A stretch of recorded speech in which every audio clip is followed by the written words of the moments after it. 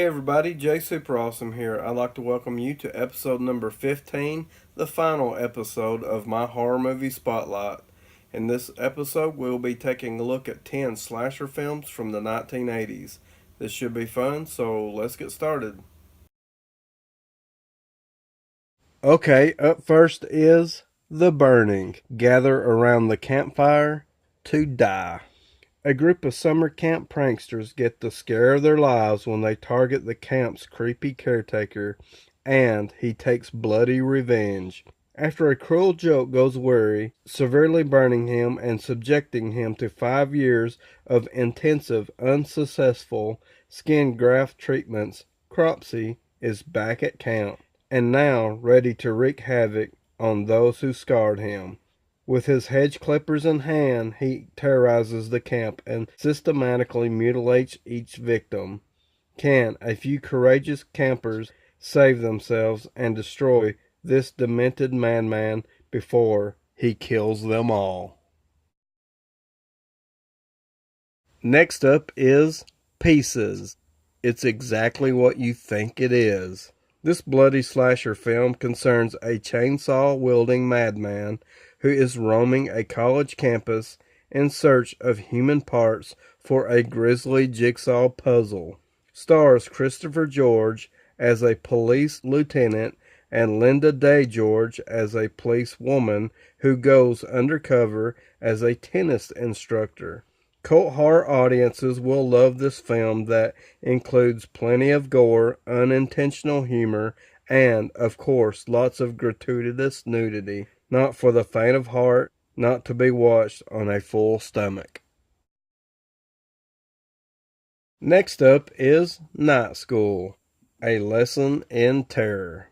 They work by day, take a full schedule of classes all night, and somehow find time for study and an occasional date. Women in the evening curriculum at Boston's distinguished Wendell College do a lot to get ahead in life, but there's someone who will go to even greater heights, someone who will do anything to get ahead. A killer whose MO is the ritualistic decapitations of victims makes terror a required course at Night School.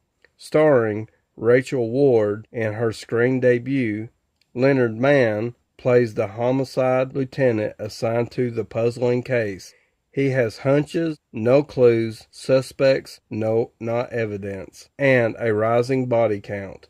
Finals are coming early this year at Wendell, and for those who don't make the grade, heads will roll. Next up is Girls' Night Out. The day after a homecoming basketball game and victory party, an all-night scavenger hunt is held on campus of a small Ohio college. Against the backdrop of the campus shenanigans, the school's mascot is murdered and his bear costume taken by a psychotic killer. Stalking cheerleaders and killing them in creative ways, the killer's identity stays hidden by the playful costume. The campus security officer, whose daughter was a victim of a similar killer, vows to find out who's behind it all before more killings occur. Next up is Evil Laugh. A group of young medical students attempt to reopen an abandoned orphanage, shut down 10 years before, when the custodian ran amok and murdered the residents. The students, buddies from way back, are unaware of the horrific events that took place in the cursed house. A weekend of fun and games takes a sudden ghoulish turn as the young people mysteriously start disappearing. In a horrifying sequence of events, a mysterious, cloaked murderer dispatches the unwary students by axe, in a microwave oven, with a knife and a machete.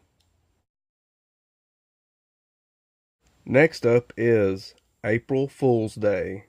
When Muffy St. John invited her college friends up to her parents' secluded island home for the time of their lives, she forgot to tell them it just might be the last time of their lives. As soon as the kids arrive on the island, someone starts trimming the guest list, one murder at a time. And what starts out as a weekend of harmless April Fool's Day pranks turns into a bloody battle for survival. Next up is Rush Week. Rush Week, frat parties and outrageous pranks are happening all over Chambers College in California, but a homicidal maniac lurks amid the craziness, and college girls are disappearing faster than beers at a kegger. Tony is a newly transferred journalism student searching for a big story when fellow student Julie turns up dead after posing for a mysterious photographer. Tony thinks she's found a killer lead. As more girls are murdered, Tony receives an anonymous warning to let the matter drop. Then, Jeff, the president of the Beta Delta Beta fraternity, begins acting strangely. What does it all mean?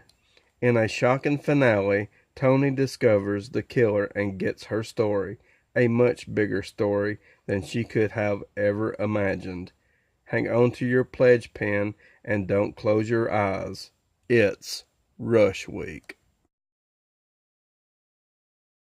Next up is Madman. They thought they were alone.